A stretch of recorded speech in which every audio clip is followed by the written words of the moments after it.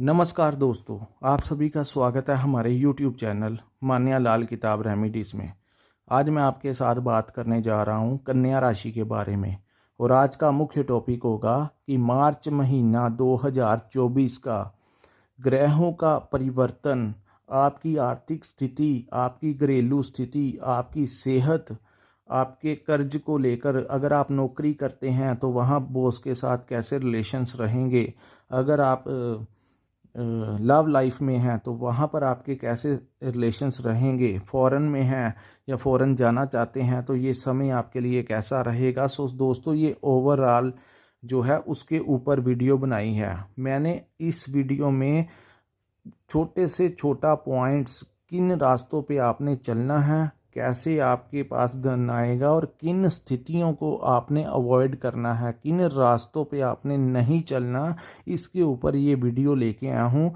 सो इस वीडियो को पूरा ध्यान से सुनिए और आपने इस वीडियो को स्किप नहीं करना। पूरे पॉइंट्स जो हैं वो एक एक करके सुने। और इस वीडियो में मैंने आपका मार्च के महीने का जो एनालिसिस किया है, आपकी सामने जो कुंडली बनाई है, ये आपकी चंद्र राशि के ऊपर आधारित है। दोस्तों, लगन कुंडली आपकी जन्म कुंडली होती है, लेकिन चंद्र राशि के अकॉर्डिंगली जो ग्रहों का हेर फेर होता है वो आपकी ज़िंदगी को बड़े ज़बरदस्त तरीके से प्रभावित करता है। सो कई बार कुछ समय ऐसा आ जाता है ज़िंदगी में, उसकी एडवांटेज लेनी चाहिए। उस समय थोड़ी सी मेहनत ही इंसान को कहीं का कहीं पहुंचा देती है।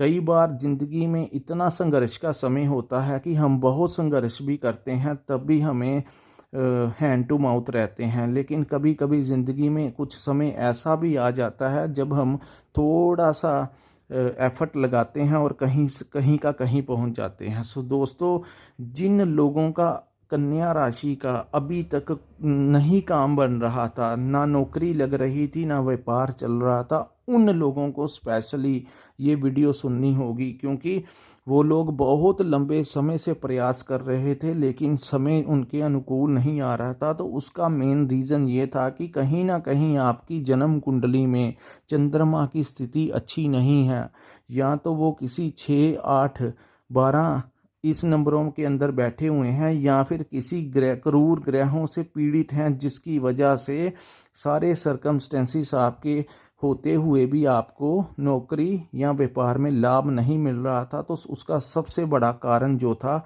वो चंद्रमा कहीं ना कहीं दूषित था।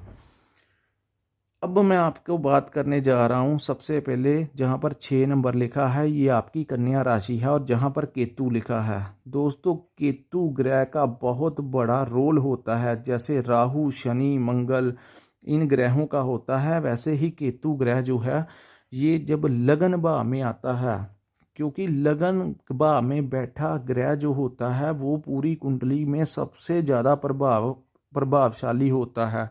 उसकी जैसे, क्योंकि वो वहाँ पर बैठा होता है, उस सिंहासन पर बैठता है जहाँ पर उसकी सबसे ज़्यादा चलती है। तो जहाँ पर 6 नंबर लिखा है ये आपकी बुद्धि के अंदर, बुद्धि के भाव में आपके लगन पे केतु बैठा है। तो दोस्तों, आपने महसूस कर रहे होंगे कि आप अगर व्यापार कर रहे हैं तो आपको लग रहा होगा इस व्यापार से मैं संतुष्ट नहीं हूँ, मेरे को कुछ और करना चाहिए, कोई साइड बिजनेस करना चाहिए, मेरे को उससे भी आमदन आए जिससे मैं बहुत अच्छे तरीके से आगे बढ़ सकूं। और जो लोग नौकरी कर रहे हैं उनको वहाँ पे संतुष्टि नहीं हो रही, चाहे पैसों से नहीं हो रही, चाहे वहाँ के वातावरण से नहीं हो रही। उन लोगों को लग रहा है कि हमें यहाँ से एक नौकरी छोड़ के कहीं और ट्राई कर लेनी चाहिए। सो दोस्तों, ऐसी अवस्था में आपने नौकरी नहीं छोड़नी, स्विचिंग करनी है तो पहले आप वहाँ का इंटरव्यू क्लियर कर लें, फिर इसको क्विट कीजिए। अगर आपने यहाँ पे छोड़ दी और वहाँ की अप्लाई करने की सोची तो कहीं ना कहीं आपने आपका नेगेटिव केतु एक्टिव कर लिया। सो आपने केतु की बातों में नहीं आना।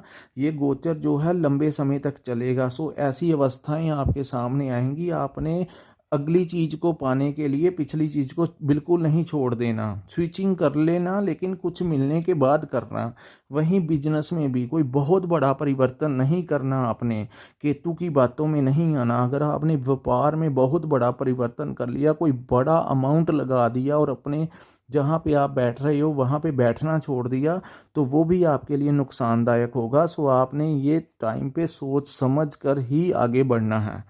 अब हम बात करते हैं आपकी ही कुंडली के पंचम भाव में मंगल देव बैठे हैं और ये मंगल देव 15 मार्च तक आपके पंचम भाव में बैठेंगे। दोस्तों ये आपके कोई ज़्यादा योग कारक ग्रह नहीं हैं, इसलिए यहाँ पर बैठे मंगल आपकी बुद्धि के ऊपर थोड़ा सा अहंकार लाने की कोशिश करेंगे। खास करके आपकी जो संतान है वो थोड़ी सी बीमार हो सकती है, या उनकी स्टडी को लेकर कोई परेशानी आ सकती है, उनके करियर को लेकर कोई परेशानी आ सकती है। सो ये समय जो है अपनी अपनी संतान का पूरा ध्यान रखना है, खास करके 15 मार्च तक का समय। और जैसे ही 15 मार्च का समय निकलेगा मंगल अपना पंचम भाव छोड़कर छठे भाव में आ जाएंगे। दोस्तों छठे भाव का जो संबंध होता है वो रोग, कर्ज और शत्रु से होता है। और यहाँ पर ज्योतिष विद्या में कहा गया है कि कोई तामसिक या क्रूर का ग्रह बैठ जाए तो आपको बहुत अच्छे परिणाम देते हैं, लेकिन यहाँ पर अगर कोई सॉफ्ट ग्रह बैठ जाए, जैसे चंद्रमा बैठ जाए, शुक्र बैठ जाए, तो ये परिणाम आपके अनुकूल नहीं आते। गुरु भी छठे भाव में अच्छा रिजल्ट नहीं देते, बुध भी नहीं देते। यहाँ पर राहु, केतु, शनि, मंगल जो हैं वो बहुत अच्छा, सूर्य भी यहाँ पर बहुत अच्छा परिणाम देते हैं। सो दोस्तों प्रथम 15 दिन तक सूर्य देव भी छठे भाव में गोचर करेंगे और यहाँ पर शनि और सूर्य की युति जो होगी वो आपके लिए कहीं ना कहीं पॉजिटिव होगी। आपकी पिता के कुछ, आपको अपने पिता से कोई बेनिफिट मिल सकता है, उनको कोई बहुत बड़ा पद मिल सकता है। उनका अगर वो सरकारी नौकरी आपके पिता करते हैं तो उनको कहीं ना कहीं प्रमोशन मिल सकती है। तो सूर्य आपके पिता के लिए यहाँ पर बहुत ही अच्छा रिजल्ट देगा। और जो रोग, कर्ज और शत्रुओं से परेशान थे उनके रोगों का उपचार हो जाएगा, इलाज हो जाएगा। सो वो अपने रोग से निजात मिल जाएगा उनको। और वहीं जो शत्रु बहुत परेशान कर रहे थे तो ये पूरा महीना आपका शत्रु आपके पास आने की हिम्मत नहीं करेगा, क्योंकि जैसे ही सूर्य 14 मार्च को निकल के 7th हाउस में जाएंगे तो 15 को मंगल जो है वो छठे भाव में शनि के साथ आ जाएंगे। दोस्तों शत्रु की हिम्मत नहीं होगी आपके सामने आने की। ये पूरे मार्च महीने में ऐसा प्रभाव जो है वो मंगल और शनि छठे भाव में देंगे। और जिन लोगों को कोई कर्ज परेशान कर रहा था तो कर्ज को उतारने के लिए कोई सर्कमस्टेंसेस बनेंगे, कोई नया जुगाड़ लगेगा, कुछ ना कुछ ऐसा होगा जो रास्ता बताएगा आपको आपके कर्ज को उतारने का। जो 2022-23 में आपके ऊपर बहुत सारा कर्ज चढ़ गया था उसको उतारने का जो समय है ये अब बहुत, ये 2024 का जो समय होगा ये आपका बहुत ज़्यादा आपको मेंटली रिलीफ दे के जाएगा, क्योंकि शनिदेव बहुत ज़बरदस्त परिणाम देंगे इस समय वहाँ पर बैठ के। उसके बाद दोस्तों 7 को शुक्र देव जो हैं आपकी लग्जरी लाइफ के साथ, आपकी जो लव लाइफ के साथ रिलेटेड ग्रह हैं, तो वो जो ग्रह हैं वो आपके छठे भाव में आने से दोस्तों छठे भाव में शुक्र का आना कहीं ना कहीं युति तो बनेगी शनि और शुक्र की। और जब शनि और शुक्र की युति बनती है तो ये एक राजयोग का निर्माण करते हैं। वैसे भी वो आपकी कुंडली में छठे भाव में कोई ज़्यादा बुरा परिणाम नहीं देंगे, लेकिन लव रिलेशनशिप को लेके थोड़ा सा केयरफुल रहना। अब हम बात करते हैं दोस्तों 15 तारीख के बाद जब सूर्य देव यहाँ से निकलकर छठे भाव से निकलकर शनि से युति तोड़कर 7th हाउस में जाएंगे तो 7th हाउस में दोस्तों वहाँ पर राहु बैठे हुए हैं। राहु, बुध और सूर्य की युति जो है वो 15 तारीख को आपके 7th हाउस में बन जाएगी। दोस्तों ये जो युति होगी, ये समय जो होगा अपने बड़े संभल के निकालना है। राहु यहाँ पर बैठकर आपको, अगर आप ऑनलाइन काम करते हैं, इंपोर्ट एक्सपोर्ट के बिजनेस में हैं, वहाँ पर तो आपको बहुत ज़बरदस्त परिणाम देंगे। अगर आप सोशल मीडिया से कहीं ना कहीं जुड़े हैं, आपका इलेक्ट्रॉनिक्स का काम है, तो वो काम आपका बढ़ता जाएगा। लेकिन दोस्तों जब सूर्य और राहु इकट्ठे होते हैं तो ये ग्रहण लगाते ही लगाते हैं। और ये ग्रहण कहाँ पर लगा रहे हैं? आपके पार्टनरशिप के भाव में। दोस्तों ये जो पार्टनरशिप है ये आपकी सिर्फ लव मैरिज पार्टनरशिप नहीं, बिजनेस पार्टनरशिप नहीं, ये लव लाइफ के साथ भी पार्टनरशिप है। इस भाव में कोई अच्छा ग्रह बैठना बहुत अच्छा होता है। जैसे चंद्रमा बैठ गए, शुक्र बैठ गए, तो ये देवगुरु बृहस्पति बैठ गए तो ये वहाँ पर बहुत अच्छा परिणाम देंगे। लेकिन अब कौन बैठ गया आपके उस भाव में? सूर्य जैसे अग्नि तत्व के ग्रह, राहु जैसे क्रूर ग्रह। तो ये जो बैठेंगे तो जो लोग पार्टनरशिप में काम करते हैं वो थोड़ा सा संभल के रहना, अन्यथा आपकी लंबी पार्टनरशिप भी टूट सकती है। जो लोग शादीशुदा हैं वो आपकी मैरिज लाइफ के में आपकी कोई ऐसी अनबन हो सकती है जो आपके रिश्ते को ख़त्म कर सकती है। सो आपने अपने अगर आप मेल हैं तो अपनी वाइफ के साथ बड़े तरीके से पेश आना। अगर आप फीमेल हैं तो आप अपने हस्बैंड के से आपने बहुत तरीके से चलना है, अन्यथा जो ये प्रॉब्लम क्रिएट होगी वो बहुत आगे जाएगी और बहुत ज़्यादा तनाव देने की आपको कोशिश करेगी। सो आपने, कहते हैं कि समझदार वही होता है जिसको पता हो कि मैंने ये समय निकालना है, तो वो चुप करके शांत रह के निकाल लेता है या उपाय करके निकाल लेता है। लेकिन बुद्धिमानी वो नहीं होती कि समय पर ही एक्शन का रिएक्शन कर देना, बाद में वो चाहे सारा कुछ ही नेगेटिव आपकी ज़िंदगी में हो जाए। सो ये जो समय होगा मार्च के महीने के मिडल के पश्चात, आपने बच के रहना है दोस्तों, अन्यथा परिणाम आपके अनुकूल नहीं होंगे। ये सबसे बड़ा नेगेटिव इफेक्ट आपकी कुंडली में ये समय पर बनेगा जब आपकी, जो लोग स्पेशली जिनका रिश्ता हो चुका है और वो डेट्स कर रहे हैं, एक दूसरे पे फ़ोन पे बात कर रहे हैं और जिनकी शादी होने वाली है, वो सतर्क रहना, अन्यथा कोई ऐसी बात आपकी फ़ोन के साथ हो, फ़ोन के ज़रिए हो जाएगी या डेट के ज़रिए हो जाएगी जो आपको बहुत ज़्यादा प्रॉब्लम में डाल देगी। हो सकता है आपका बना बनाया रिश्ता भी ख़त्म कर दे शादी से पहले ही। सो ये समय जो होगा बड़े तैयार तरीके से आपने निकालना है। वहीं दोस्तों राहु और बुध जब युति बनाते हैं तो जो जहाँ पर हम काम कर रहे होते हैं वहाँ पर जो बॉस होता है कहीं ना कहीं उसके साथ कुछ ना कुछ अनबन बनाने की कोशिश करते हैं। और जो लोग कोई काम करते हैं जिनका ये जो काम डॉक्यूमेंट्स के साथ रिलेटेड होगा, तो वो डॉक्यूमेंट पे साइन करते समय पूरे ध्यानपूर्वक साइन कीजिए। अगर किसी को समझ नहीं आती तो किसी की सलाह लेकर साइन करना, लेकिन दस्तावेज करने से पहले आपने पूरे तरीके से फाइल देख लेना, पेपर्स देख लेना, क्या लिखा है वो देख लेना। अन्यथा बिना देखे काम किया तो प्रॉब्लम आपके लिए बहुत बड़ी खड़ी हो जाएगी। सो कुछ चीज़ों को अवॉइड करना है दोस्तों। अब हम बात करते हैं, देवगुरु बृहस्पति आपके अष्टम भाव में बैठे हैं। दोस्तों गुरु बृहस्पति, जब कोई भी ग्रह जब अष्टम भाव में बैठता है तो अच्छे परिणाम नहीं देता, लेकिन देवगुरु बृहस्पति जब भी अष्टम भाव में बैठते हैं तो उच्च की दृष्टि आपके धन भाव पे डालते हैं।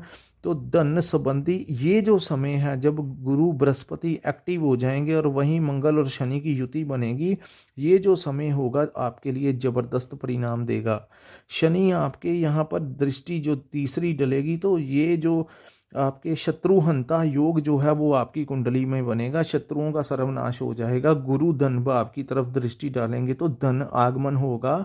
जो पेमेंटें रुक रुक के आ रही थी उसमें तेजी आएगी, व्यापार में ग्रोथ आएगी। स्पेशली ऑनलाइन काम कर रहे जिन लोगों का विदेशी मुद्रा के साथ किसी ना किसी रूप से रिलेशन है, या जिनको बाहर से पैसे आते हैं, सोशल मीडिया के जरिए पैसे कमाते हैं, किसी भी तरीके से ऑनलाइन काम करते हैं, इंपोर्ट एक्सपोर्ट का काम करते हैं, तो उनको ये जो मार्च महीना होगा कोई बड़ा लाभ दिलाकर जाएगा दोस्तों। पैसे की प्रॉब्लम नहीं रहेगी, अब पैसा आएगा। अवॉइड क्या करना है, नौकरी करते हैं तो बॉस के साथ किसी भी तरीके से अनबन नहीं करनी। अगर को वो कुछ कहते हैं तो चुप करके ये समय निकाल लेना, अन्यथा फिर बात छोटी सी बहुत बड़ी हो जाएगी और आपको प्रॉब्लम क्रिएट करेगी। कोई बहुत बड़ी प्लानिंग नहीं करनी, बहुत बड़ी इन्वेस्टमेंट जो है ये इस समय नहीं करनी है आपने। इन चीज़ों को आपने अवॉइड करना है। पैसे को लेकर टाइम अच्छा रहेगा, धन को लेकर अच्छा रहेगा। शादी हो सकती है, लेकिन अगर कोई आपने, क्योंकि मंगल शनि जिस भाव में बैठे हैं तो ऊर्जा एक ऐसी आएगी और उससे गुस्सा भी बहुत ज़्यादा आएगा। सो उस गुस्से को मैनेज कैसे करना है, मैनेज कर गए तो आपको सब कुछ कंट्रोल हो जाएगा। लेकिन मैनेज ही नहीं करना आया, गुस्सा आपको अपनी एनर्जी को किसी सही डायरेक्शन में नहीं लगाने आया, तो वो गुस्सा ही आपके लिए नेगेटिव बन जाएगा। वहीं दोस्तों बुधवार जहाँ पर 12 नंबर लिखा है, मीन राशि में गोचर है, तो बुध जो होता है हमारी वाणी होती है। सो सोच समझ कर वाणी से अपने जो मुंह से शब्द निकालिए, अन्यथा क्योंकि बुध की पोजीशन अच्छी नहीं है, आप उपाय कर लेना। बुध के उपाय आपके लिए बहुत अच्छे रहेंगे। खास करके मैं एक टिप देता हूँ, ये वो समय होगा जब भगवान गणपति की आराधना करना, उनको लड्डू चढ़ाना, उनका आशीर्वाद लेना, तब जाकर कहीं ना कहीं माता सरस्वती की चालीसा पढ़ना। क्योंकि राहु बुध इकट्ठे हैं, तो बुद्धि को, तनाव को बहुत ज़्यादा हैवी ना होने दें आपके ऊपर। तो आपने कुछ छोटे उपाय करने हैं। वो सरस्वती चालीसा आपके लिए मस्ट होगी, इस समय पढ़ लेना, ताकि केतु भी आपकी बुद्धि को भ्रमित ना कर दे। ये जो समय होगा आपके लिए फेवर में होगा, आर्थिक स्थितियां आपके पक्ष में होंगी।